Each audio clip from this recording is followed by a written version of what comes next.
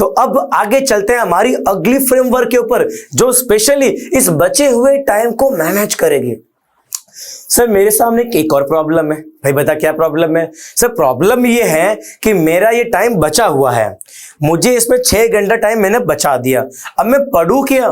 मुझे पता ही नहीं चलता है मैं कब रिवीजन करूं, कब मुझे साइंस पढ़नी है, कब मुझे मैथ्स पढ़नी है, कब मुझे इंग्लिश पढ़नी है।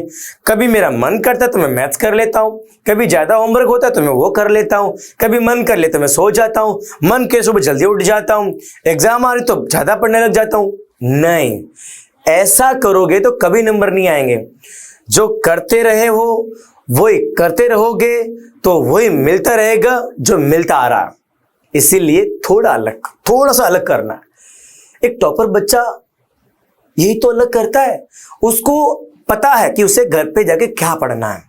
तो ये फ्रेमवर्क जो है आपको ये सिखाएगा कि आपका किस समय कौन सा काम करना है। तो एग्जाम्पल से मैं आपको समझाता हूं। देखो इधर मैंने जो ये पूरा समय लिखा हुआ है ना, ये है आइडियल समय कि कम से कम इतना समय तो उस सब्जेक्ट को आपको देना।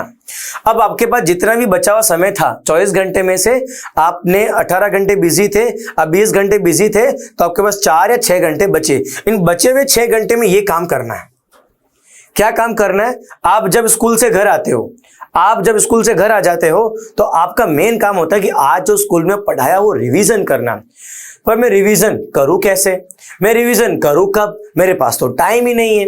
पर देख, तेने पीछे रिपोर्ट के अकॉर्डिंग 4 घंटे तेरे बचे थे ना, तेरे पास 6 घंटे बचे थे ना। उन 6 घंटों में से तू तय कर बेटा कि तुझे कब रिवीजन करना है। यहां लिखा है मॉर्निंग, आफ्टरनून, इवनिंग या नाइट। या टाइम लिख दे कि मुझे स्कूल का जो आज पढ़ाया हुआ है वो रिवाइज करना है शाम को 5 बजे से लेके 5:45 तक। तो मुझे 45 मिनट मुझे रिवीजन के 5 बजे से देने। ये मुझे क्लियर हो गया, मुझे कंफ्यूजन ही नहीं मुझे क्या पढ़ना है। दूसरी चीज, मैथ्स मेरी वीक होती है। अगर मैथ्स मेरी वीक है तो मुझे मैथ्स को हर दिन जो है 1 घंटा देना है। पर कब देना है? क्या लगता है मुझे रात को मैथ्स को देना है तो मैं नाइट में 8 से 9 बजे मैथ्स को दे दिया, है ना। उसी तरह से हर एक सब्जेक्ट को आप यहां मैनेज कर सकते हो।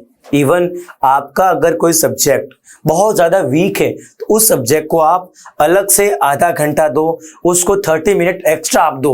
ये 30 मिनट्स आपको धीमे धीमे आपको स्ट्रॉन्ग करेंगे। तो जो मल्टीपल सब्जेक्ट लिखे हुए, विज्ञान और आपका सामाजिक विज्ञान लिखा हुआ है, तो यहां मैंने लिखा कि 1.5 घंटा इसको देना है। पर 1.5 घंटा मान लो मॉर्निंग में दे रहे हो तो आपको लिखना है मॉर्निंग में 1.5 घंटा विज्ञान और सामाजिक विज्ञान के लिए है।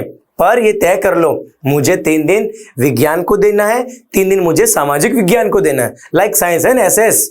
तो ये टाइम जो मैनेजमेंट इसमें आपको फील करना है उसी को रूटीन में फॉलो करना है।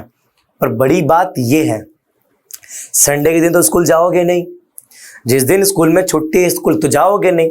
बहुत सारे फेस्टिवल आएंगे या बहुत चीजें ऐसी आएगी जहां आपके पास स्कूल नहीं जाने पे समय बचेगा। तो उस समय घर पे जाके सोना नहीं बेटा, घर पे जाके सो जाओगे तो आपकी मार्कशीट सो जाएगी। सोना है पर इतना नहीं कि हमें पढ़ाई नहीं करनी है। आपको संडे के दिन का थोड़ा समय निकालना है और आपके जो ऊपर के जो टास्क दिए हुए ना, इन सब में 1-1 घंटा बढ़ा देना है।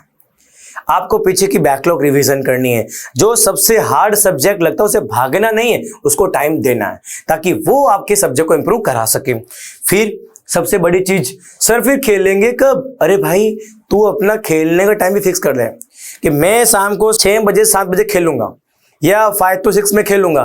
तो वो लिख दे कि मुझे इतना टाइम खेलने का चाहिए, फिर कोई डिस्टर्ब भी नहीं करेगा। हाँ, किसी को टीवी देखना है तो टीवी देखे, किसी को गेम खेलना है तो गेम खेले, पर अपने फिक्स टाइम पर।